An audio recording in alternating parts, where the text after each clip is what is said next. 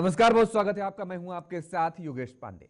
दक्षिण भारत के 5 राज्यों को जीते बिना 400 सीटों तक पहुंचना बहुत मुश्किल है। शायद इसीलिए अब की बार 400 पार के नारे के साथ प्रधानमंत्री मोदी का विजय रथ दक्षिण भारत में निकल चुका है। प्रधानमंत्री मोदी 5 दिन और 120 घंटे के इस विजय अभियान पर निकल चुके हैं। बीजेपी लगातार साउथ को साधने की पूरी जी तोड़ कोशिश कर रही है और इसीलिए ताबड़तोड़ चुनावी रैलियां दक्षिण में पीएम मोदी करते हुए नजर भी आने लगे हैं। तो वहीं विपक्षी गठबंधन अपना शक्ति प्रदर्शन दिखाने के लिए आज राहुल गांधी की भारत जोड़ो न्याय यात्रा के समापन पर पदयात्रा करने जा रहे हैं। चुनावों की तारीखों का ऐलान होते ही सियासी पारा एकदम हाई हो चुका है। पक्ष और विपक्ष दोनों ही ओर से एक दूसरे पर बयानों से ताबड़तोड़ हमले किए जा रहे हैं। लेकिन सवाल यह है कि आखिर बीजेपी अपने 400 पार का नारा साधने के लिए किस रणनीति का इस्तेमाल करने वाली है और साउथ को साधने के लिए बीजेपी के पास आखिर कौन सा प्लान है। आज इसी मुद्दे पर करेंगे चर्चा, लेकिन इससे पहले बड़ी खबर का रुख कर लेते हैं। इस वक्त की बड़ी खबर, मुंबई में इंडिया गठबंधन को ललकार देखने को मिली है और न्याय यात्रा के समापन पर राहुल का पीएम पर हमला भी। इस दौरान राहुल गांधी ने कहा, ईवीएम में राजा की आत्मा बसती है। सहयोगी बोले, साथ मिलकर लड़ेंगे और जीतेंगे भी। ये बड़ा दावा विपक्षी खेमे से किया गया है। मुंबई में इंडिया गठबंधन की ललकार देखने को मिली है। न्याय यात्रा के समापन पर राहुल का पीएम पर हमला भी और राहुल गांधी ने ईवीएम में राजा की आत्मा बसने की बड़ी बात कही है और इसके साथ ही सहयोगी दलों की तरफ से भी कहा गया कि साथ चुनाव लड़ेंगे और जीतेंगे भी। ये बड़ा दावा किया जा रहा है विपक्षी खेमे की तरफ से। तो आपको बता दें कि दरअसल इंडिया गठबंधन एक साथ नजर आने लगा है। इंडिया गठबंधन में जो दल शामिल हैं उसको लेकर के अब बड़ी कवायद और तेज कर दी गई है।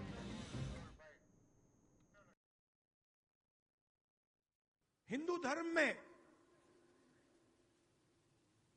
शक्ति शब्द होता है। हम शक्ति से लड़ रहे हैं, एक शक्ति से लड़ रहे हैं। अब सवाल उठता है, वो शक्ति क्या है? जैसे किसी ने यहां कहा,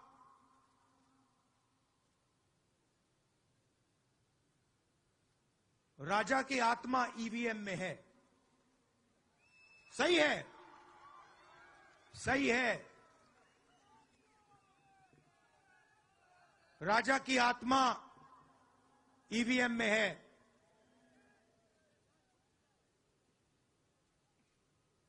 हिंदुस्तान की हर संस्था में है,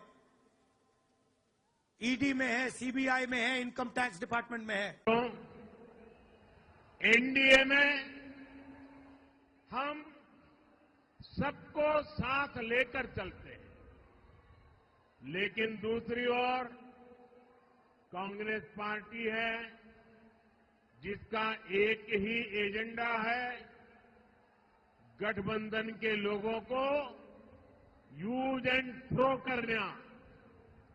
आज कांग्रेस को भले ही मजबूरी में इंडी अलायंस बनाना पड़ा हो, लेकिन इनकी सोच वही है।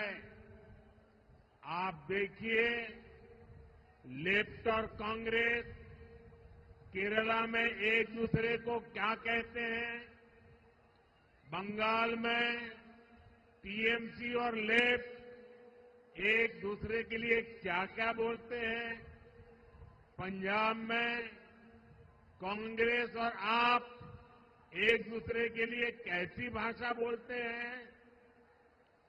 जो लोग चुनाव से पहले अपने फायदे के लिए ऐसे लड़ते हो, ऐसे झगड़ते हो, वो चुनाव के बाद क्या करेंगे, ये आप इसका अंदाजा लगा सकते।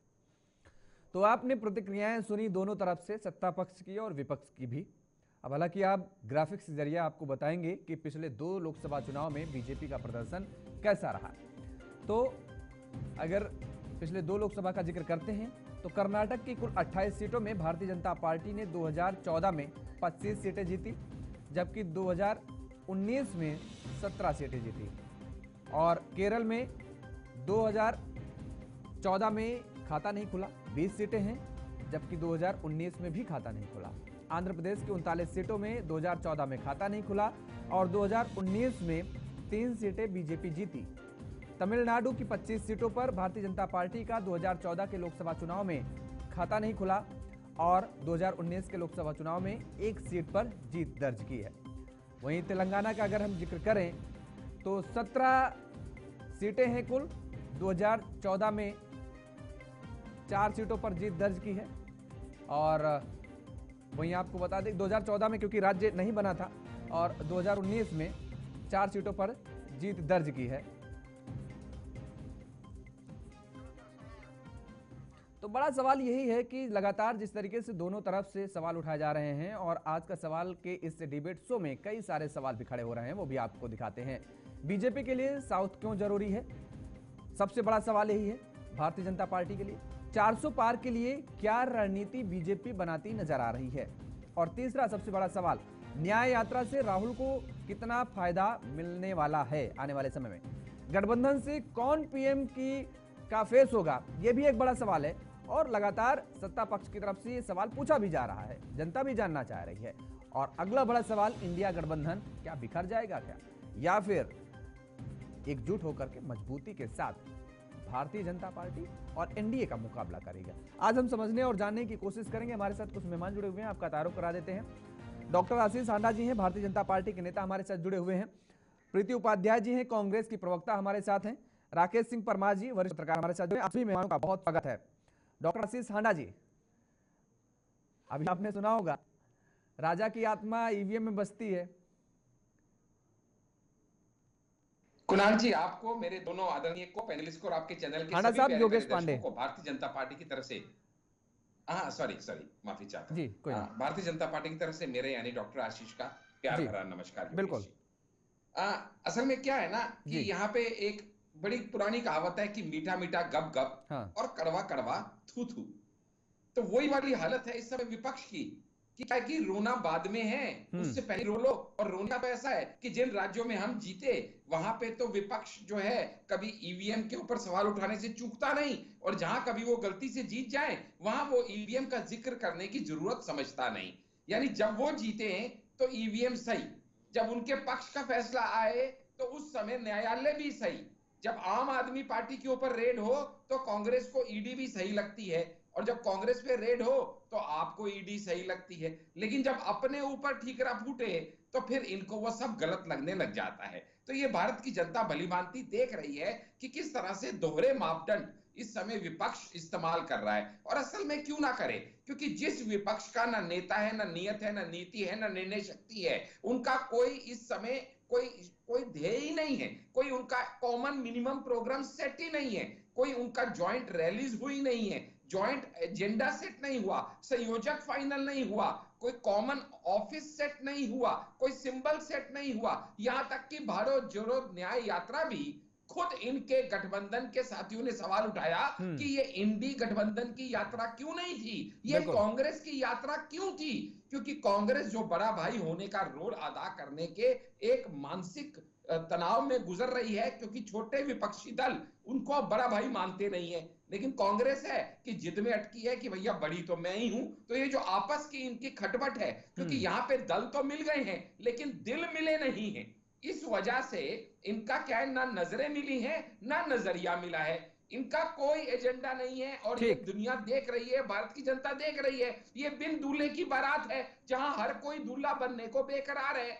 इसलिए अभी किसी तरीके से एक दूसरे के कपड़े फाड़ने से रुके हैं, और जैसे ही सीट शेयरिंग की बात आती है इनकी असलियत खुल के सामने आ जाती है। सिर्फ आधा मिनट लूंगा या 10 सेकंड लूंगा। आपने कहा कि ये गठबंधन है, मैं पूछता हूं है कहां गठबंधन? इनका सो कॉल्ड संयोजक नीतीश कुमार कहां है? क्या ममता इनके साथ है? क्या जम्मू कश्मीर के अब्दुल्ला फैमिली इनके साथ है? क्या बंगाल की टीएमसी इनके साथ है? क्या इनको मतलब हालत क्या हो गई है? क्या पंजाब में ये इकट्ठे लड़ रहे हैं? एक दूसरे के कपड़े फाड़ने पे लगे हैं और ये कहते हैं हम गठबंधन है। बड़ी विचित्र परिस्थिति है साहब इनकी। चलिए प्रीति उपाध्याय जी, अच्छा देखिए भाई, राकेश सिंह जी को आवाज मिल रही कि नहीं, क्योंकि वो इशारा कर रहे थे, शायद उन्हें आवाज नहीं जा रही थी, जरा चेक करवाइए। प्रीति उपाध्याय जी, बड़े सवाल खड़े कर दिए हांडा साहब, और उधर प्रधानमंत्री नरेंद्र मोदी जी भी कह रहे हैं कि दरअसल हमारा गठबंधन तो है, हम सभी छोटे छोटे दलों को भी साथ लेकर के चलते हैं, लेकिन इंडिया गठबंधन स्वार्थ का गठबंधन है। और अभी जब चुनाव से पहले ये हालात हैं, तो चुनाव के बाद क्या तस्वीर आएगी, वो जनता भी सब देख रही है। देखिए योगेश जी, सबसे पहले तो प्रधानमंत्री जी ने एक यूज एंड थ्रो शब्द इस्तेमाल किया, ये भी कुछ दूल्हा दूल्हा टाइप का कुछ बोल रहे थे आशीष जी अभी, तो इन्हें याद दिला दे, इन्हें और आपके दर्शक भी बहुत अच्छी तरह वाकिफ है कि यूज एंड थ्रो किस तरह से नरेंद्र मोदी जी ने अपनी धर्म पत्नी का किया है। यूज एंड थ्रो नहीं, प्रीति जी आपको रोकेंगे। प्रीति जी किसी भी व्यक्ति पर पर्सनल टिप्पणी मैं नहीं चाहूंगा, किसी भी व्यक्ति पे, ना मैं आपको इजाजत दूंगा और ना आशीष हांडा साहब को, यहाँ व्यक्तिगत टिप्पणी नहीं चलेगी। प्रयोग जब होता है तो यूज एंड थ्रो किसे कहा जाता है ये स्पष्ट करना जरूरी है। कुछ पार्टीज का नाम लेते हैं, छोटी छोटी पार्टियों का बात कर रहे थे ना ये कि बिखरी हुई है। कहाँ है आपकी रेवोल्यूशनरी सोशलिस्ट पार्टी, कहाँ है स्वाभिमानी पक्ष, कहाँ है आपके साथ आज डीएमडीके, एआईडीएमके, कहाँ है पीएमके, अरे कहाँ है? आपने तो जम्मू कश्मीर में सरकार बनाई थी महबूबा मुफ्ती जी के साथ। आप और ये बता दो आज इंडी गठबंधन में कितने लोग हैं? बिखराव और इसका ये दावा ठोक रहे हैं, इन्हें अपने गिरेबान में झांकना चाहिए। याद रखिए पार्टी शुरू हुई थी ना, आज कितनी है? अजय प्रताप सिंह जी ने रिजाइन कर दिया है राज्यसभा से। आज ही 3 कांग्रेस बीआरएस से छोड़ करके नाम भी बता देना चाहेंगे आपको, दमाम जी है, बसुरुनु जी है और रंजीत रेड्डी तो आज ही ज्वाइन कर रहे हैं। तो देखिए तमाम नाम है, ये आना जाना जो है ना, बीजेपी में आ गए हैं। मेरी बारी आने दीजिए, मैं आपको सारा ब्यौरा दूंगा। थोड़ा सा चुप रह करके सुनना सीखे, विपक्ष की आवाज आप लोग दबाने का आदी हो चुके हैं, मगर यहाँ पर आप कोशिश में नाकाम होंगे। विपक्ष की आवाज दबा सकते हैं, सच्चाई नहीं छुपा सकते आप लोग। और सच्चाई ये है कि एनडीए वो गठबंधन है जो बिखर रहा है। कहते हैं ना कि जब जहाज डूबने वाला होता है सबसे पहले छुपे भागते हैं, इनके एमपी डिजाइन कर करके कांग्रेस में आ रहे हैं। तो योगेश जी उन एमपीज का भी यहाँ नाम लीजिए और आशीष जी को याद दिला दीजिए थोड़ा, इनको भी और प्रधानमंत्री जी को भी, या तो सिलेक्टिव एमनीशिया हो रहा है या याददाश्त कमजोर है इनकी। तो बात रही अब इंडिया गठबंधन की बात करेंगे। 6700 किलोमीटर चल के 63 दिन की यात्रा के बाद आज राहुल गांधी जी जो समापन कर रहे हैं भारत जोड़ो न्याय यात्रा, वो न्याय की बात कर रहे हैं। इस न्याय में अच्छा, आपके इंडी गठबंधन के कितने पार्टियों के नेता वहां जा रहे हैं? 28 पार्टियां हैं आपकी, कितने नेता वहां जा रहे हैं ये बता दीजिए। रखिए, थोड़ा साहस रखिए सुनने का। नहीं, मैं तो आपसे ज्ञानवर्धन करने को कह रहा हूँ प्रीति जी। 28 साथी हैं आपके, कितने वहां जा रहे हैं ये बता दीजिए। देखिए इंडिया गठबंधन स्पष्ट खड़ी है एक साथ, और जहां जहां पार्टी शेयरिंग हो रही है, सीट शेयरिंग जिस हिसाब से हो रही है, न्याय यात्रा के समापन में कितने साथी जा रहे हैं ये बता दीजिए। आप अपने गिरेबान में झांकिए कि आपके पार्टी से चुने 28 से ज्यादा जा रहे हैं, 28 से कम जा रहे हैं ये बता दीजिए बस दर्शकों को, हम समझ जाएंगे कि आपका इंडी गठबंधन बढ़ रहा है कि टूट रहा है। 400 पार का, तो फिर क्यों कांग्रेस के नेताओं को हाईजैक कर रहे हैं ये बता दे। इनके जो बेचारे कार्यकर्ता है दरी बिछाते रहे। अरे मोदी जी दलों को हैक नहीं करते, दिलों को हैक कुर्सियां लगाते रह जाएंगे, क्योंकि वो दिन दूर नहीं जब आप भी भाजपा की। चलिए ठीक है, अच्छा ठीक है, अच्छा दोनों लोगों को रोकेंगे, दोनों लोगों को रोकेंगे। प्रीति जी आप भी रुकिए, प्रीति जी ठीक है, यहाँ पर वसूलों की बात की जा रही है, यहाँ पर सच्चाई की बात की जा रही है। राकेश सिंह परमार जी, मुझे तो वो एक थॉट याद आ गया, वो किसी फिल्म में मैंने सुना था कि वो कोई एक्टर था, तो उसके बाद वो कहता है ना कि सच्चाई छुप नहीं सकती झूठे वसूलों से और खुशबू आ नहीं सकती वो कागज के फूलों से। तो यहाँ पर ये तस्वीर नजर आ रही है। तो कौन सच्चाई है, मतलब झूठा सच्चाई के जो वसूल हैं उनको झूठे पर्दे के पीछे डालना चाह रहा है, और कौन खुशबू देश में फैला रहा है एकता की, अखंडता की? आप क्या देख पा रहे हैं?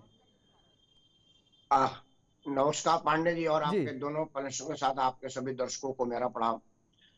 देखिए समय समय पर अलग अलग पार्टियां अपनी अपनी खुशबू फैलाने की दावा करती हैं। 2014 से पहले कांग्रेस की हर चीज खुशबू होती थी, 2014 के बाद भाजपा की खुशबू है। आज हमारा मुद्दा है कि कौन किसका इस्तेमाल कर रहा है। अब तक इस्तेमाल जो सबसे ज्यादा पार्टी हुई है वो है कांग्रेस हुई है। जो भी आज क्षेत्रीय दल मजबूत हुए हैं वो कांग्रेस का कंधे पर चढ़ करके अपना हाल मजबूत कर लिए और कांग्रेस को उनके हाथ पर छोड़ दिए और उसका ग्राफिक्स हटा दें या ग्राफिक्स या लूप चलाएं, ग्राफिक्स हटा दें। जी हाँ बोलिए परमार जी, आप बोलिए। हाँ, और उसका जिम्मेवार स्वयं कांग्रेस ही है, क्योंकि देखिए कांग्रेस में ना एक बड़ी कमजोरी है, वो ऊपर से चलती है। राहुल गांधी ने एक भाषण में कहा था कि हमारा आवाज नीचे से आता है, उसको लोगों ने हंसी में उड़ा दिया था। लेकिन कांग्रेस में आवाज ऊपर से ही आती है, चुनाव ऊपर से लड़ा जाता है, संगठन पर बहुत ज्यादा ध्यान नहीं दिया जाता। निचले कार्यकर्ताओं की भावनाओं का कदर कांग्रेस ने तब नहीं किया जब उनका केंद्र में सरकार था, राज्य में सरकार था। वो नीचे के कार्यकर्ता कहते रहे कि हमारे को इस्तेमाल किया जा रहा है, हमारी बात नहीं सुनी जा रही है। लेकिन आला कमान सोच रहा था कि मेरा प्रधानमंत्री बन रहा है, मेरा राष्ट्रपति बन रहा है, मेरे दोनों सदनों के अध्यक्ष बन रहे हैं, मुझे क्या करना। लेकिन स्थिति यह हुई कि नीचे की नींव भरभरा गई। आज स्थिति कांग्रेस की है कि ना तो उसके पास अब नेता बचे हैं, ना ही कार्यकर्ता बचे हैं। जो एका दुका है उसको भाजपा ने अपने में ले लिया और जो बचे हैं वो लेने के फिराक में है। देखिए सबसे बड़ा अच्छा, तो इसमें एक बड़ा और सवाल उठ रहा है परमार जी, कहीं ऐसा तो नहीं जी कांग्रेस के नेता थे कांग्रेस में, जो कांग्रेस का आज हश्र हुआ और जब वो भारतीय जनता पार्टी में जा रहे हैं तो आने वाले समय में ये तस्वीर कहीं बीजेपी की वो नेता करके तो ना छोड़े। भारतीय जनता पार्टी नाम की अब कोई संगठन नहीं, वो तो कांग्रेस हो गया ना, खास तो कांग्रेस ही है। अच्छा बताओ, माधवराज सिंधिया का बेटा ज्योतिरादित्य सिंधिया कब से भाजपा ही हो गए। आज अगर भाजपा की हालत थोड़ी बहुत पतली होगी तो कितना सेकंड रुकेगा। ज्योतिरादित्य सिंधिया को कांग्रेस ने क्या नहीं दिया। आपकी उम्र पोस्टर टांगने की थी, दीवार कूटने की, उसको मैं आपको केंद्रीय मंत्री बनाया। जितिन प्रसाद का बेटा, अगर जितेंद्र प्रसाद का बेटा नहीं होता वो तो संगठन में भी नहीं आता, उसको मंत्री बनाया, उत्तर प्रदेश राज्य का अध्यक्ष बना। ये लोग बिना सत्ता शासन के 2 मिनट नहीं रह सकते। कल भाजपा की स्थिति हल्की पतली दिखेगी, जैसे स्वामी प्रसाद मौर्य को लगा कि उत्तर प्रदेश में एक बार भाजपा एक बार बदलने वाली की स्थिति है, कहीं अखिलेश आ जाए। उसने योगी के 1 महीना मंत्रिमंडल रहते छोड़ दिया, लेकिन जब देखा कि नहीं आया तो बेचारा अफसोस कर रहा था। ये जो लोग कांग्रेस से भाजपा में आए हैं या किसी भी पार्टी से किसी पार्टी में गए हैं, यह सब असल में अपने मतलब के लिए आए हैं, सत्ता में बने रहने के लिए आए हैं। उनका ना तो किसी के पार्टी के कार्यक्रम से कोई है, चाहे विचारधारा से कोई मतलब है, ना ही नेता से कोई आस्था है। उनका आस्था अपने सीट से है। आज सीट के चांसेस निर्विवाद रूप से, निसंदेह रूप से भाजपा के पास है, क्योंकि भाजपा का केंद्र में सरकार है, कई राज्यों में सरकार है, कांग्रेस के पास सरकार नहीं है। तो जो लोग कांग्रेस को छोड़ रहे हैं उसका मतलब ये नहीं कि वो कांग्रेस की नीतियों से दुखी है। कांग्रेस ने अपने नीति में कोई परिवर्तन नहीं किया है, वो वही है जो शुरू से है, बल्कि भाजपा ने अपने कई नीतियों में परिवर्तन किया है। भाजपा की पार्टी विद डिफरेंस वाली पार्टी आज नहीं रही है, तब भी अगर लोग उसके पास जा रहे हैं मतलब वो सारे के सारे मतलबी लोग हैं। ना तो भाजपा उनको उनके मतलब से ले रही है, वो ले रही है कि जैसे कितने लोगों को तो भाजपा ने इसलिए लिया है कि कांग्रेस को एक धक्का दिया जाए, सेटबैक दिया जाए, मैसेज दिया जाए कि देखो कांग्रेस इतना।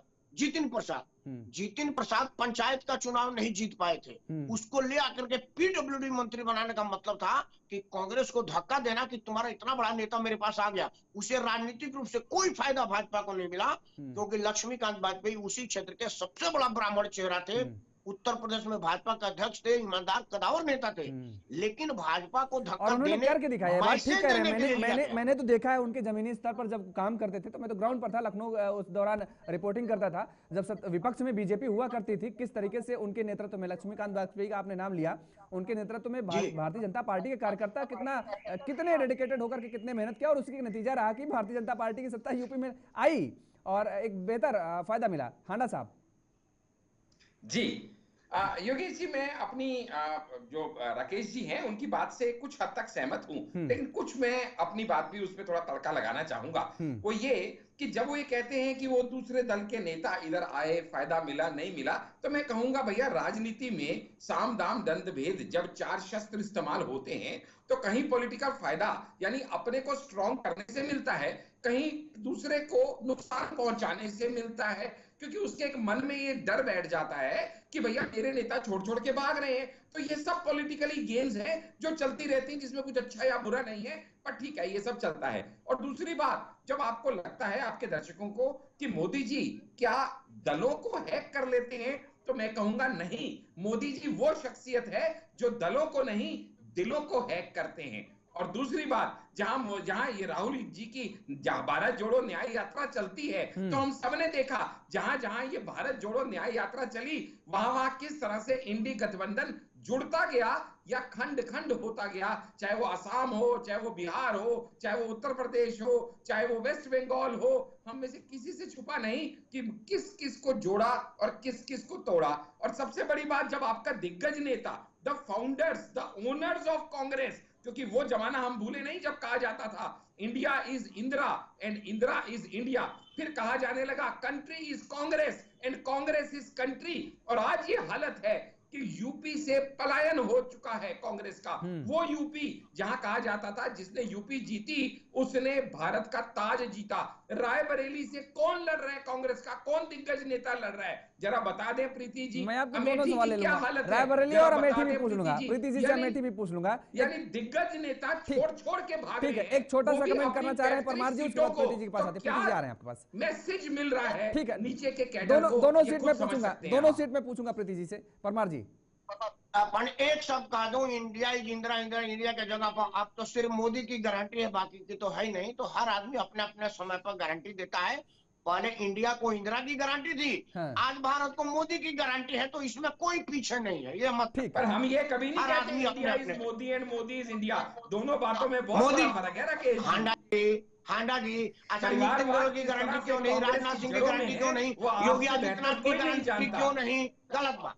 हर आदमी की गारंटी है। इंदिरा जी की गारंटी थी, राजीव जी की गारंटी थी, अभी मोदी की गारंटी है। नहीं कि लोकसभा इलेक्शन है, लोकसभा इलेक्शन में प्राइम मिनिस्टर के फेस को हम आगे करेंगे, चमकाएंगे। योगी जी आज हमारे इंदिरा जी चपरासी करने नहीं थी, इंदिरा जी ये तो प्रधानमंत्री थी भाई। इंडी गठबंधन में कौन फेस है? इंडी गठबंधन में इंदिरा जी प्रधानमंत्री थी, मोदी है ना। चलिए प्रीति जी जवाब दे रही हैं। प्रीति जी, मैं भी तो वही कह रहा हूं, रायबरेली अमेठी से कौन आ रहा है, कौन चुनाव लड़ेगा? सबसे पहले तो प्रभार जी का धन्यवाद, प्रभार जी का। उन्होंने पहले तो मोदी जी के बात को बिल्कुल यहाँ पर स्थापित कर दिया कि यूज एंड थ्रो किस तरह से वो भाजपा के कार्यकर्ताओं का करते हैं। अरे आशीष, चलिए आशीष जी एक सेकंड, प्रीति जी एक सेकंड, अरे रुकिए भाई, अरे रुकिए, मैं आशीष जी को मैं रोक रहा हूँ। आशीष जी ठीक है, मोदी जी के परिवार की गारंटी उस पर भी आएंगे, परिवार की गारंटी पर भी आएंगे, अभी चर्चा करेंगे। आपने अपनी बात रखी है, प्रीति जी को जरा अपनी बात रख लेने दीजिए, उसके बाद आते हैं, फिर आपके पास आते हैं प्रीति जी। जी, तो परमार जी का धन्यवाद। उन्होंने यूज एंड थ्रो का और बढ़िया डिस्क्रिप्शन दे दिया कि किस तरह से भाजपा के कार्यकर्ताओं का यूज एंड थ्रो होता है। वो बेचारे कुर्सी लगाते हैं, दरी बिछाते हैं, लेकिन मुख्यमंत्री वो बनता है जो कांग्रेस से आता है। तो थैंक यू परमार जी। मोदी की गारंटी चारों तरफ, मोदी हर विज्ञापन में, और ये बात कर रहे हैं इंडिया इज इंडिया। आप मानसिकता देखिए प्रीति जी की, दरी लगाना कितना बुरा लग रहा है। वो वही मोदी जी हैं जो अडवाणी जी का बाइक पकड़ के खड़े होते थे। आशीष हांडा साहब, देखिए मुझे लगता है प्रीति जी को मौका देना चाहिए। प्रीति जी की बात आप सुनिए, प्रीति जी आपकी बात सुन रही थी। जो ये नारा दे रहे हैं जी, 400 पार का जो ये नारा दे रहे हैं, इन्हें साउथ में जो ये डेरा डाले, नारा देने की हिम्मत तो है, तो इन्हें अगर उत्तर प्रदेश, बिहार, हमने कहा 370 लेके आएंगे, डिक्लेरेशन की पावर हमारे अंदर है। आप बताइए आपकी पावर क्या है, आप बताइए कांग्रेस कितना लेके आएगी। तो उन्हें साउथ में भागने की जरूरत नहीं थी। तो आपके जहाज के चूहे सब भाग रहे हैं, आपके नेता, आपके जो भी कांग्रेस कितनी सीटें लाएगी लोकसभा 2024 के अंदर, ये बताइए हमको। भारतीय जनता अरे 2019 के अंदर 400 सीटों पे लड़े थे आप, तो 52 सीटें आई थी, सिर्फ 52। इस बार तो इंडी गठबंधन के चलते 200 सीटों पे लड़ने को भी नहीं मिलेगा। आपकी तो खुद ममता बनर्जी कहती है 40 से ऊपर नहीं आएगी। आपका अपने गठबंधन के साथी आपके ऊपर इतना डाउट करते हैं, क्वेश्चन मार्क लगाते हैं। आप बता दीजिए, फिगर बता दीजिए आज दर्शकों को कि कितनी सीटें लाने वाली है कांग्रेस। हम तो कहते हैं 370 पार करेंगे, और आप देखेंगे 4 जून को कि 370 पार हमने किए या नहीं किए। आप ऐलान तो कीजिए, आपको तो ऐलान करने तक से डर लग रहा है। चलिए ठीक है, दोनों लोग पूरी मेहनत लगा रहे हैं, लेकिन मेहनत किसकी सार्थक होगी जनता को तय करने दीजिए। मुझे लगता है आएंगे, चर्चा को आगे बढ़ाएंगे, लेकिन यहाँ पर दरअसल एक छोटे से ब्रेक का वक्त हो चला है। ब्रेक के लिए रुक रहे हैं, ब्रेक के बाद फौरन हाजिर होते हैं। ब्रेक के बाद एक बार फिर आप सभी का स्वागत है। चर्चा को आगे बढ़ाएंगे, सभी मेहमान हमारे साथ लगातार बने हुए हैं। परमार जी, आप जो इंडिया गठबंधन की एकता को लेकर के तरह तरह के सवाल उठाए जा रहे थे, अभी तक भारतीय जनता पार्टी की तरफ से लगातार कटाक्ष भी किए जा रहे थे, लेकिन अब जब राहुल गांधी की यात्रा मुंबई पहुंची अंतिम दौर पर और खत्म हो रही है आज, तो उसमें देखने को कल भी मिला कि जो तस्वीर सामने आई कि उसमें कई विपक्षी दल के नेता मौजूद रहे, शामिल रहे, और सभी ने ये हुंकार भरी कि हम एक साथ मिलकर के चुनाव लड़ेंगे और बेहतर चुनाव लड़ेंगे। आज भी उनकी यात्रा मुंबई में ही है, वहां पर जमावड़ा लग रहा है विपक्षी दलों का वहां पर। तो क्या ये लगता है कि अब अंतिम पड़ाव में जब यात्रा पहुंची, तब राहुल गांधी ने भी बात कही कि दरअसल ये कांग्रेस की यात्रा नहीं है, ये हमारी यात्रा नहीं है, ये इंडिया गठबंधन की यात्रा है। हालांकि शुरुआती दौर में अगर ये बात कह दी जाती तो मुझे लगता है कि और बेहतर होती। तो क्या लगता है कि एनडीए के सामने अब इंडिया जो है वो थोड़ा सा मजबूत होता नजर आ रहा है क्या अंतिम पड़ाव में? दो बातें बड़ा क्लियर है इस यात्रा से। सबसे पहले कि यह इंडिया गठबंधन का यात्रा न था, न है, और न है उसको बनाने का प्रयास किया गया। जिन जिन जगहों पर यात्रा गुजरी, उस जगहों पर वहां के लोगों को बुला करके फेस सेविंग जरूर किया गया है, जिसका बहुत ज्यादा लाभ मिला नहीं। यह राहुल गांधी यात्रा के दिन ही कहते कि इसमें कांग्रेस का बैनर नहीं, इंडिया गठबंधन का बैनर है, तो यह और व्यापक स्वरूप लेता, इसमें कहीं कोई दो राय नहीं है। लेकिन असल में यात्रा निकला ही था कांग्रेस को अपनी मजबूती दिखाने के लिए, अपना प्रभाव बनाने के लिए और अपने गठबंधनों पर दबाव बनाने के लिए कि अभी भी अगर पूरे भारतवर्ष में कोई संगठन है तो वो कांग्रेस है। और मेरा खुद भी मानना है कि निसंदेह भारतवर्ष में कोई भी संगठन अगर एकमात्र पार्टी है तो वो कांग्रेस ही है। उसका सरकार नहीं है, उसके संगठन में जान नहीं है, वो एक अलग बात है, लेकिन संगठन है। एक बात जान लीजिए, आपका शरीर अगर है, कमजोर भी है ना, तो शक्ति आ सकती है। आप मर जाएंगे तो शक्ति नहीं आ सकती। तो कांग्रेस अभी कमजोर ही है, लेकिन है पूरे देश भर में, पहली बात। दूसरी बात, अब ना चुनाव पूर्व अदल बदल इधर उधर वाला ना तो कोई राजनीतिक विचारधारा से प्रभावित हो रहा है और ना ही उसका जनता में भी कोई महत्व है और नेता में भी कोई महत्व नहीं। नरेंद्र मोदी खूब बढ़िया से जानते हैं कि चुनाव पूर्व जो आ रहे हैं वो अपने मतलब से आ रहे हैं। वो नेता भी खूब बढ़िया से जानते हैं कि चुनाव पूर्व अगर मोदी हमको ले रहे हैं तो वो कुछ ना कुछ मैसेज देने के लिए ले रहे हैं, ना तो उससे उनका कोई लाभ होगा ना उनका कोई लाभ होगा। हाँ, वो आदमी एक मंत्री पद पा जाएगा, बेटे के लिए कुछ पा जाएगा, कुछ और ले लेगा जो उसको वहां नहीं मिल रहा, वो इसलिए लालच से आ रहा है।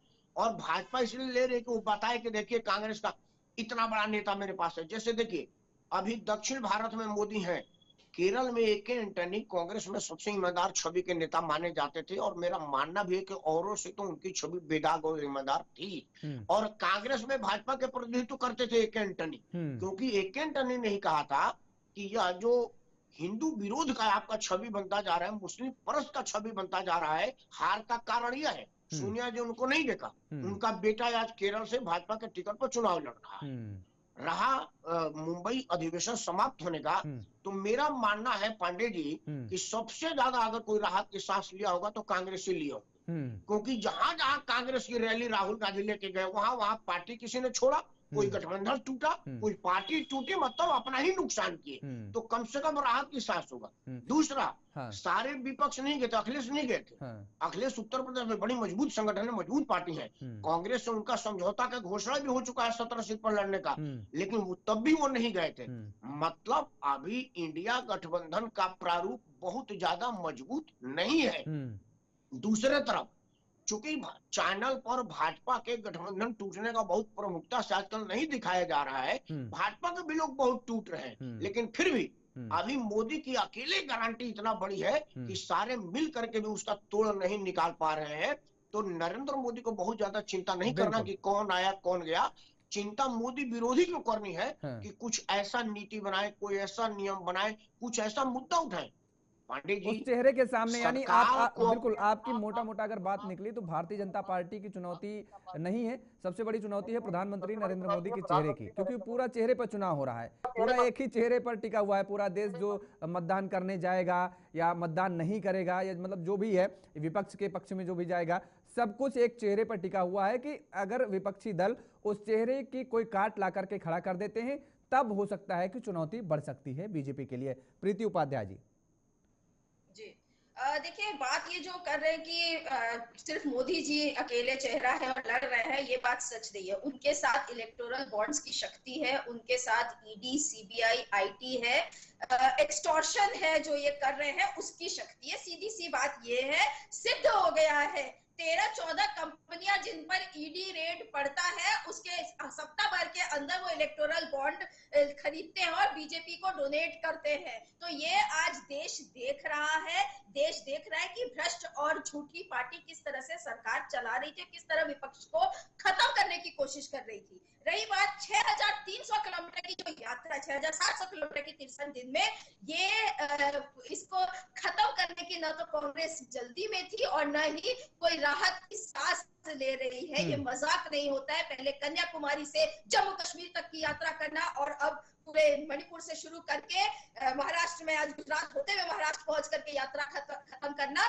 तो कांग्रेस को ये डर नहीं है। थैंक यू परमार जी, आपने ये बात एकदम सही कही कि कांग्रेस जीवित है इस पूरे राष्ट्र के एक एक कोने में और एक एक जनता के उसमें जो सच्चाई है। परमार जी कह रहे हैं, परमार जी किसी बीजेपी के या कांग्रेस के प्रवक्ता तो है नहीं। मेरी बात खत्म नहीं हुई है। हाँ। तो कांग्रेस है, ये कांग्रेस मुक्त भारत की बात करे, 10 साल इन्होंने शासन किया, मगर इसके बावजूद आज भी ये राहुल गांधी पर ही अटैक करते हैं, क्योंकि इन्हें उस चेहरे से डर है। इन्हें उस चेहरे से डर है क्योंकि वो एकता की बात करते हैं और ये डर है भारतीय जनता ठीक है। पार्टी प्रीति जी एक काउंटर, उसके बाद हांडा साहब से। पता है कि भारत की जनता ये पसंद नहीं करती है जिस तरह की राजनीति ये कर रहे हैं, और भारत की जनता इन्हें मुंह तोड़ जवाब देगी। ठीक है, एक छोटा सा सवाल है, उसके बाद हांडा साहब के पास आते हैं। आपने कहा कि भारतीय जनता पार्टी को राहुल गांधी से डर है, इसलिए आज भी उसी पर अटैक करते हैं, राहुल गांधी पर ही, उसी चेहरे पर। प्रीति जी, आप भी तो केवल प्रधानमंत्री नरेंद्र मोदी पर ही अटैक करती हैं, उन्हीं के चेहरे को लेकर के। तो ये क्या दोनों तरफ ये लागू होगा कि आप दूसरा चेहरा? अरे सुनिए, भारतीय जनता पार्टी में है कौन दूसरा? अरे तो सुनिए, अरे सुनिए ना, अरे दूसरे है तो एक तड़ीपार रहे, अरे तो सुनिए, अरे प्रीति जी पूरा सवाल तो ले लीजिए, प्रीति जी पूरा सवाल तो ले लीजिए, पूरा सवाल तो ले लीजिए, पूरा सवाल तो ले लीजिए, ठीक है, पूरा सवाल तो ले लीजिए। दूसरा आपने एक बात ये कही, दूसरी आपने एक बड़ी बात ये कही कि दरअसल भारतीय जनता पार्टी विपक्ष को खत्म करना चाहती है, और ईडी, सीबीआई, इलेक्टोरल बॉन्ड, न जाने क्या क्या आपने गिना दिए। हमने वो दौर भी देखा कि जब कांग्रेस सत्ता में थी, इंदिरा गांधी जी ने खत्म करने की कोशिश नहीं की थी, बल्कि सब कुछ खत्म कर दिया था और सलाखों के पीछे भिजवा दिया था, कोई तो बाहर था ही नहीं। कम से कम अभी वो दौर तो नहीं है, सुनिए ना, सुन लीजिए पूरा सवाल, कम से कम वो दौर तो नहीं है। विपक्ष अगर एकजुट हो गया और सड़कों पर निकल आए जनता के मुद्दों को लेकर के, तो आपके पास तो मौके ही मौके हैं। उस दौरान तो मौके नहीं थे, उसके बावजूद विपक्ष ने किस तरीके से एकजुटता दिखाई, कितना बड़ा संघर्ष किया। और भारतीय जनता पार्टी अब आप बता रही है कि तानाशाही है। तानाशाही तो देश ने देखा, लेकिन उस तानाशाही को देश की जनता, देश की आवाम ने पलट दिया ना, निर्णय पलट दिया। मुझे काउंटर हांडा साहब बिल्कुल आपके पास आ रहे हैं, जवाब ले लीजिए, उसके बाद आते हैं। देखिए, आपने इमरजेंसी का डिस्कशन किया, इमरजेंसी अपने आप में एक सेपरेट डिस्कशन है, लेकिन उन्हीं इंदिरा जी ने अगर इमरजेंसी लगाई तो जनता ने अपने हिसाब से उन्हें जवाब दिया। ये आप ही के वक्तव्य, और बिल्कुल कांग्रेस पार्टी इस बात से सहमत है। इसी तरह से आज जो तानाशाही का दौर, ये जनता ने कभी नहीं देखा था इस तरह का। उस समय के हालात और अभी के हालात में बहुत अंतर है, ये एक्सपर्ट्स जानते हैं इस बात को। आप जैसे वरिष्ठ पत्रकार, आप भी और परमार जी है, वो भी जानते हैं कि उस समय के हालात दूसरे थे। परंतु इसके बावजूद आज जो स्थिति भारतीय जनता पार्टी ने की है इलेक्टोरल बॉन्ड्स की शक्ति से, ये तो सुप्रीम कोर्ट का धन्यवाद हो कि उन्होंने एक्सपोज किया इस पार्टी को उनके जजमेंट के कारण। तो इन्होंने जिस तरह से चक्की पीसिंग टाइप के स्टेटमेंट दे करके उन लोगों को गले लगाया जिस पर ये खुद भ्रष्टाचार का आरोप लगाते थे, तो इंदिरा गांधी जी ने ये नहीं किया। ठीक है। दूसरी बात ये कि ईडी, आईटी, सीबीआई, आप बताइए 0.03% कन्विक्शन रेट है ईडी का। ये भ्रष्टाचार घोटाला के सिवा क्या है कि आप तमाम विपक्षी दलों के नेताओं पर ईडी का रेट डालते हैं और फिर इलेक्टोरल बॉन्ड या तो चंदा ले लेते हैं और या फिर आप दूसरा काम यही करते हैं कि उन्हें अपनी पार्टी में शामिल करते हैं और उसके साथ ही वो बीजेपी के वॉशिंग मशीन में धुलकर बिल्कुल साफ हो जाती है। देखिए जनता बेवकूफ नहीं है, बिल्कुल जनता बहुत जागरूक है और उसी का जवाब हम हांडा साहब से ले लेते हैं। बेशक जागरूक है। हाँ। और फिर से कहूंगी कि इस बार चुनाव जो है, हाँ। ये चुनाव इंडिया गठबंधन सरकार बनाएगी, क्योंकि सबसे महत्वपूर्ण बात एक लाइन बीच लड़ा जा रहा है।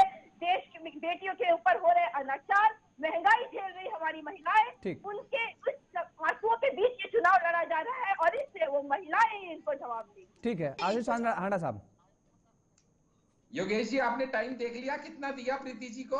देखिए टाइम का, हांडा साहब आप अक्सर इस बात का जिक्र करते हैं। अभी मैं टाइम को, अगर मैंने लास्ट टाइम भी नहीं हांडा साहब अब रुकिए अब हांडा साहब आप रुक जाइए एक सेकंड। प्रीति जी आप रुकिए, प्रीति जी देखिए हांडा साहब एक बात समझिए, हांडा साहब एक बात समझिए, आप मेरी आज की डिबेट नहीं, आज मैंने जितनी भी चर्चाएं की हैं उन सारी चर्चाओं को आप निकालिएगा और कहीं भी किसी को कम समय दिया हो, कम बोलने का मौका दिया हो और किसी के साथ पक्षपात किया हो, आप मुझे पर्सनल आप बोल सकते हैं और इस टेलीविजन चैनल में जब चर्चा में आए तब भी बोल सकते हैं।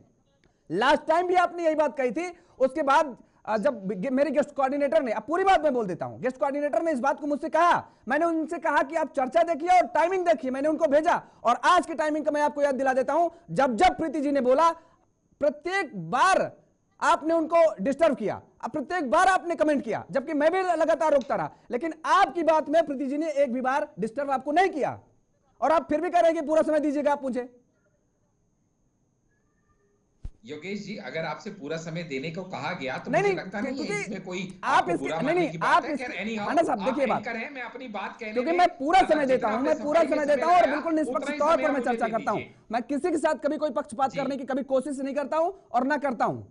बहुत मेहरबानी आपकी योगेश जी, बहुत मेहरबानी आपकी। खैर एनी हाउ, मैं यहाँ पे प्रीति जी की कुछ बातों से डिफर करता हूँ क्योंकि आपकी जो ऑडियंस हैं चैनल के, उनको वैल्यू मिलनी जरूरी है। बिल्कुल, आपके मेरे डिफरेंसेस एक अलग विषय है। तो यहाँ पे वैल्यू की अगर मैं बात करूं तो प्रीति जी को ये समझना पड़ेगा कि जब आप, यहाँ दो अलग बातें हैं, एक है बीजेपी से इनकी लड़ाई, दूसरी है इंडी गठबंधन के आपसी साथियों के साथ कांग्रेस की खटपट, और तीसरा है खुद कांग्रेस के नेताओं की कांग्रेस आला कमान के साथ खटपट।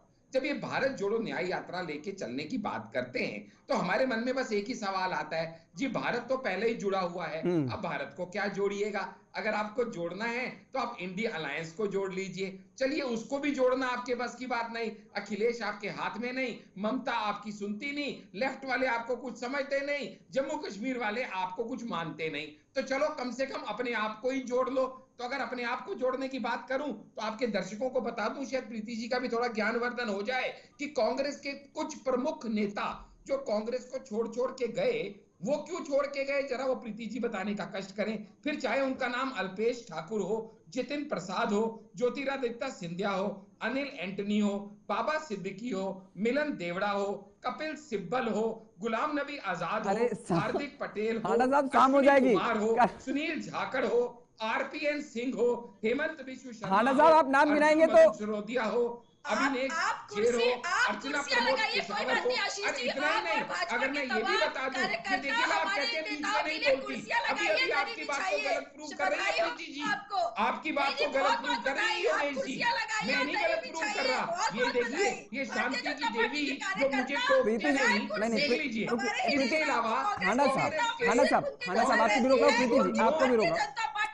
प्रीति जी मेरी बात खत्म तो होने दीजिए योगेश जी। ठीक, एक मिनट, नहीं हाना साहब देखिए, अगर आप बोलेंगे तो फिर उनको भी बोलने का मौका मिलेगा ना। मैंने अभी आप पूरी चर्चा देखिए, जब खत्म हो जाएगी तो मैं प्रीति जी को रोक रहा हूँ ना, मैं प्रीति जी को रोक रहा हूँ, लेकिन आप तुरंत उस पर आप डिसीजन देने लगते हैं, आप निर्णय करने लगते हैं। मैंने प्रीति जी को रोका ना। नहीं, मैं डिसीजन नहीं ले रहा। आपने उनको 5 मिनट बोलने दिए, मुझे 1 मिनट तो बोलने दीजिए। अब बोलिए ना, मैं तो आपको पूरा मौका दे रहा हूँ, मैं तो प्रीति जी को रोक ही रहा था। कम कीजिए। हाँ बोलिए आप जी। इसके अलावा ये तो मैंने कुछ प्रमुख नेताओं के नाम लिए, अगर मैं इनके चीफ मिनिस्टर गिनवा दूं आपके दर्शकों को, क्योंकि आपको तो सब पता है, दर्शकों के ज्ञानवर्धन के लिए बता रहा हूं, कांग्रेस के वो चीफ मिनिस्टर जिन्होंने कांग्रेस छोड़ी नहीं, सिर्फ जो कांग्रेस छोड़ के बीजेपी में आ गए, पूरे लिस्ट खाना साहब, ये पूरे लिस्ट सुनिए ना, अरे सुनिए तो, ये पूरे लिस्ट मैंने कल भी दर्शकों के सामने रखी, पूरे लिस्ट मैंने कल भी दर्शकों के सामने रखी। कितने चीफ मिनिस्टर कांग्रेस के थे जो छोड़ करके भारतीय जनता पार्टी में शामिल हुए, या तो उन्होंने खुद की पार्टी बनाई। गोवा के, ये मैं दर्शकों तक प्रॉपर बहुत बढ़िया से पहुंचाता हूं। चाहे जगंदरी पाल हो यूपी के, चाहे प्रेम खांडू हो अरुणाचल के, 9 सीएम जिस पार्टी के छोड़ के कांग्रेस को बीजेपी में आ जाए, उसको ये सोचना नहीं चाहिए कि उसके अंदर गड़बड़ क्या है। इतने बड़े बड़े नेता सीएम अगर छोड़ के आ रहे हैं, एक एग्जांपल दे दीजिए इंडियन पॉलिटिकल सिनेरियो में जहां 9 सीएम किसी पार्टी के छोड़ के। बिल्कुल, ये बड़ा सवाल है, ये आपका बड़ा सवाल है और जायज सवाल है। इस पर खैर, इस पर जायज सवाल है और कांग्रेस को आत्मचिंतन करना चाहिए, मंथन करना चाहिए, और अगर करती तो शायद आज जहां पर कांग्रेस है वहां पर नहीं होती, बेहतर स्थान पर होती और इससे भी ऊपर होती कहीं। खैर, समय का अभाव, इसलिए चर्चा को हमें विराम देना पड़ा यहीं पे, माफ कीजिएगा, समय का अभाव है इसलिए। और आप सभी मेहमानों का बहुत बहुत शुक्रिया, बहुत धन्यवाद समय देने के लिए, हमारे साथ जुड़ने के लिए। तो लगातार सभी राजनीतिक दलों की तरफ से पूरी तैयारी की जा चुकी है और अब लगभग चुनाव की जब तारीखों का ऐलान हो गया तो उसके बाद से सभी पार्टियां एक अपनी ताकत दिखाने के लिए जनता के सामने रैली भी कर रही हैं, जनसभाएं भी कर रही हैं, और इस दौरान आरोप प्रत्यारोप का दौर भी शुरू हो गया है। मेरे साथ फिलहाल इतना ही। खबरों के लिए आप देखते रहिए JK 24/7 न्यूज। नमस्कार।